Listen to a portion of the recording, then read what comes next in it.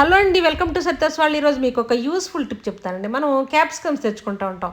మనం capsicums fry చేసుకోవాలన్నా, సాంబార్లో వేసుకోవాలన్నా తెచ్చుకొని కట్ చేసుకుంటూ ఉంటాం. లోపలంతా విత్తనాలు అవంతా బంచిలాగా ఉంటుంది కాబట్టి మనకి కోయటానికి ఇబ్బంది అనిపించింది. కొందరు ఇలా అడ్డంగా కోసేస్తూ ఉంటారు, అదంతా తీయటం అదంతా కష్టం అనిపించింది. అలా కాకుండా ఇలాగనే చేసుకుంటే ఫ్లవర్ లాగా వచ్చింది, చక్కగా ఉంటుంది, మనకి ఈజీగా కూడా ఉంటుంది. ఇలా క్యాప్సికమ్ పెట్టేసి చక్కగా నాలుగు వైపుల నుంచి ఇలా బంచిలాగా కోసుకుంటూ రావాలి.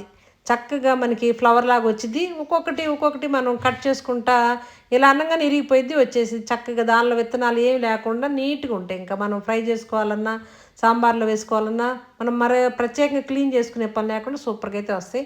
మనకి అవసరం లేదనుకున్న ఆ విత్తనాలు ఆ బంచ్ అంతా కూడా పడేసుకోవచ్చు, ఈజీగా ఉంటుంది. మనకి కట్ చేసుకోవడం కూడా ఈజీగా ఉంటుంది, చక్కగా చూడటానికి బాగుంటుంది, ఎక్కువ శ్రమ లేకుండా ఈజీగా అయితే మనం కట్ చేసుకోవచ్చు. సూపర్గా అయితే ఉంటుంది. ఈ విధంగా చేసుకుంటే మీకు నచ్చితే లైక్ చేయండి, షేర్